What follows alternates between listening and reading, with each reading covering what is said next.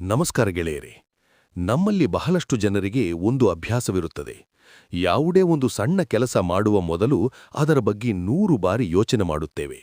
ಆ ಕೆಲಸ ಶುರು ಮಾಡುವ ಮೊದಲೇ ಇದು ಸರಿಯಾಗುತ್ತೋ ಇಲ್ಲವೋ, ಜನ ಏನು ಅಂದುಕೊಳ್ಳುತ್ತಾರೋ, ನನಗೆ ಇದು ಬರುತ್ತೋ ಇಲ್ಲವೋ ಎಂಬ ಸಾವಿರಾರು ಪ್ರಶ್ನೆಗಳು ಕಾಡುತ್ತವೆ.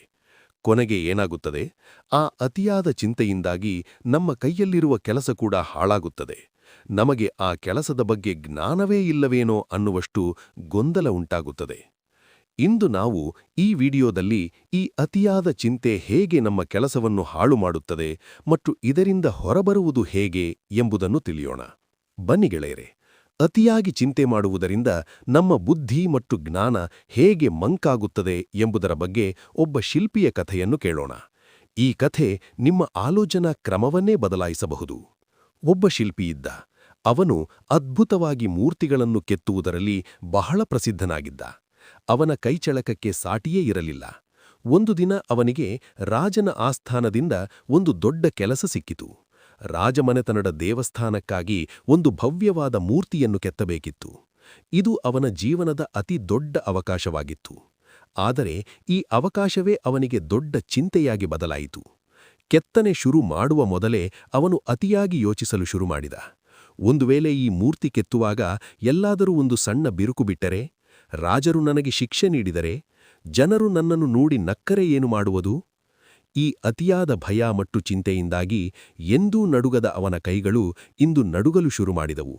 10 ವರ್ಷಗಳಿಂದ ಯಾವ ಕೆಲಸವನ್ನು ಅತ್ಯಂತ ಸುಲಭವಾಗಿ ಮಾಡುತ್ತಿದ್ದನೋ ಅದೇ ಕೆಲಸ ಇಂದು ಅವನಿಗೆ ಬೆಟ್ಟದಂತೆ ಕಂಡಿತು. ಅವನಲ್ಲಿದ್ದ ಕಲೆಯ ಜ್ಞಾನವೆಲ್ಲ ಚಿಂತೆಯ ಮರೆಯಲ್ಲಿ ಮರೆಯಾಗಿ ಹೋಯಿತು. ಕೊನೆಗೆ ನಿಜವಾಗಿಯೂ ಭಯದಲ್ಲೇ ಏಟು ಕೊಟ್ಟಿದ್ದರಿಂದ ಆ ಮೂರ್ತಿ ಕೆಟ್ಟುಹೋಯಿತು. ಇದಕ್ಕೆ ಕಾರಣ ಅವನಿಗೆ ಕಲೆಯ ಜ್ಞಾನವಿಲ್ಲದಿದ್ದಲ್ಲ, ಅಥವಾ ಅವನಿಗೆ ಕೆಲಸ ಬರುತ್ತಿರಲಿಲ್ಲ ಎಂದಲ್ಲ. ಬದಲಾಗಿ ಅವನ ಅತಿಯಾದ ಚಿಂತೆ ಅವನ ಜ್ಞಾನವನ್ನು ಕೆಲಸ ಮಾಡದಂತೆ ತಡೆದಿತ್ತು. ನಮ್ಮ ಜೀವನವೂ ಹೀಗೆ. ಅತಿಯಾದ ಆಲೋಚನೆ ನಮ್ಮ ಸಾಮರ್ಥ್ಯವನ್ನು ನುಂಗಿಬಿಡುತ್ತದೆ. ಚಿಂತೆ ಮತ್ತು ಜ್ಞಾನದ ನಡುವಿನ ಸಂಬಂಧ. ಗೆಳೆಯರೇ, ಈ ಕಥೆಯಿಂದ ನಮಗೆ ತಿಳಿಯುವುದೇನೆಂದರೆ, ಯಾರು ಹೆಚ್ಚಾಗಿ ಚಿಂತೆ ಮಾಡುತ್ತಾರೋ ಅವರ ಮೆದುಳು ಯಾವಾಗಲೂ ಒತ್ತಡದಲ್ಲಿರುತ್ತದೆ. ಗಮನದ ಕೊರತೆ. ನೀವು ಕೆಲಸ ಮಾಡುತ್ತಿರುವಾಗ ನಿಮ್ಮ ಮನಸ್ಸು ಭವಿಷ್ಯದ ಭಯದಲ್ಲಿ ಅಡಗಿದ್ದರೆ ಎದುರಿರುವ ಕೆಲಸದ ಮೇಲೆ ಗಮನ ಕೊಡಲು ಸಾಧ್ಯವಾಗುವುದಿಲ್ಲ. ಜ್ಞಾನ ಮರೆಯಾಗುವುದು. ನಿಮ್ಮ ಆತಂಕ ಶುರುವಾದಾಗ ನಿಮ್ಮ ಬುದ್ಧಿ ಕೆಲಸ ಮಾಡುವುದನ್ನು ನಿಲ್ಲಿಸುತ್ತದೆ. ಇದರಿಂದ ನನಗೆ ಏನೂ ತಿಳಿಯುತ್ತಿಲ್ಲ ಎಂಬ ಭಾವನೆ ಮೂಡುತ್ತದೆ. ತಪ್ಪುಗಳ ಸರಣಿ. ನೀವು ಒಂದು ಸಣ್ಣ ತಪ್ಪು ಮಾಡಿದಾಗ ಅದರ ಬಗ್ಗೆಯೇ ಹೆಚ್ಚು ಚಿಂತಿಸುವುದರಿಂದ ಸರಣಿ ತಪ್ಪುಗಳು ಸಂಭವಿಸುತ್ತವೆ. ಪರಿಹಾರಗಳು. ಈ ಸಮಸ್ಯೆಯಿಂದ ಹೊರಬರಲು ಈ ಸೂತ್ರಗಳನ್ನು ಪಾಲಿಸಿ. ವರ್ತಮಾನದಲ್ಲಿ ಬದುಕಿ. ಮುಂದೇನಾಗುತ್ತದೋ ಎನ್ನುವ ಬದಲು ಈಗ ಕೈಯಲ್ಲಿರುವ ಕೆಲಸವನ್ನು ಮಾತ್ರ ನೋಡಿ.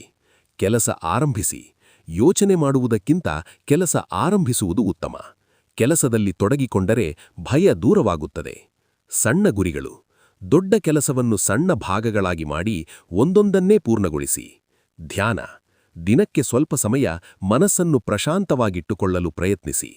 ಗೆಳೆಯರೇ, ನೆನಪಿರಿ, ನೀವು ಅಸಮರ್ಥರಲ್ಲ. ಕೇವಲ ನಿಮ್ಮ ಚಿಂತೆ ನಿಮ್ಮನ್ನು ಕಟ್ಟಿಹಾಕಿದೆ. ನಾನು ಮಾಡಬಲ್ಲೆ ಎನ್ನುವ ನಂಬಿಕೆಯೊಂದಿಗೆ ಹೆಜ್ಜೆಯಿಡಿ. ಆಗ ಪ್ರತಿಯೊಂದು ಕೆಲಸವೂ ಸುಲಭವಾಗುತ್ತದೆ. ಈ ವಿಡಿಯೋ ಮತ್ತು ಶಿಲ್ಪಿಯ ಕಥೆ ನಿಮಗೆ ಇಷ್ಟವಾಗಿದ್ದರೆ ಲೈಕ್ ಮಾಡಿ ಮತ್ತು ಸಬ್ಸ್ಕ್ರೈಬ್ ಮಾಡಿ. ಧನ್ಯವಾದಗಳು.